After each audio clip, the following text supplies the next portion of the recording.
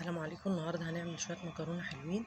اول حاجه هنجيب حله ونسخن الحله وهنحط فيها فصين توم. هنحمر فصين التوم دول.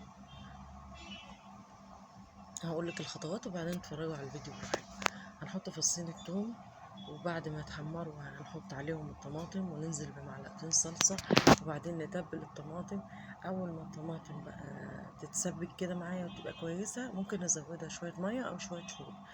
وبعد كده هكون بسلق المكرونه بحط في ميه السلق بتاعتها بحط عليها شويه زيت وشويه ملح بسلقها تلتين سلقه عشان ما تبقاش مهريه لما اجي احطها في الصلصه.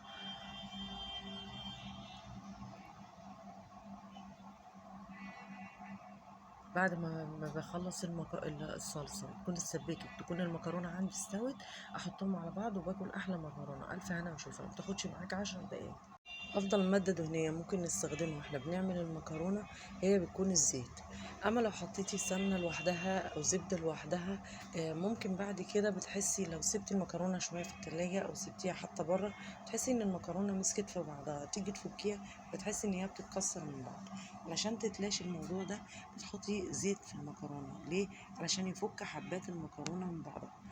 لما تيجي تاكليها بعد كده ما بتحسيش ان المكرونه مكسره او معجنه، وده بيحافظ على شكل المكرونه اطول فتره ممكن. بالنسبه للتوابل اللي انا بحطها في اكلي او اللي انت بتحطيها في اكلك فده بيرجع لذوقك وذوق الاسره. يعني مش مثلا علشان انا شفت الوصفه وفيها حاجه بس افرض انا ما بحبش الحاجه دي، ما بحبش طعمها او طعمها بيضايقني لازم احطها، لا ما تحطيهاش، استغني عنها وحطي التوابل اللي انت بتحبيها. انا بحط مرقه ممكن في صلصه المكرونه بس لو في شوربه ممكن استغنى عن المرقه واحط شوربه من اللي تكون عندي ازود بيها الصلصه.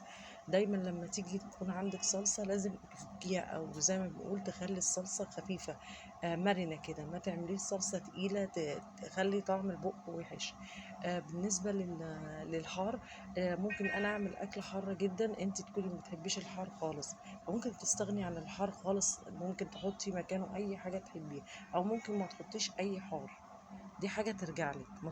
المكرونه المسلوقه بالذات من الحاجات السهله اللي مش بتاخد وقت، فعشان كده بنفضل ان احنا نعمل مكرونه اخر حاجه في الاكل او قبل التقديم على طول، بحيث لما نيجي ناكلها تكون سخنه وتكون كويسه وما نحسش ان هي مثلا تكون معجنه في بعضها، ويكون كمان يعني طعمها حلو. كمان لو انا عامله كميه كبيره ما بحطش طبعا الصلصه كلها في المكرونه او المكرونه كلها بحطها على الصلصه كلها، لا، باخد الكميه اللي انا هاكلها انا واولادي والباقي بخليه في المصفى لما باجي استعمله تاني بفكه بميه سخنه. يعني بالمعنى الأصح بتحطي على قد الحاجة أو على قد عدد الأفراد، والأفضل إنك تعملي على قدكم بالظبط، يعني ما تكتريش بحيث إن مفيش حاجة تفضل معاكي.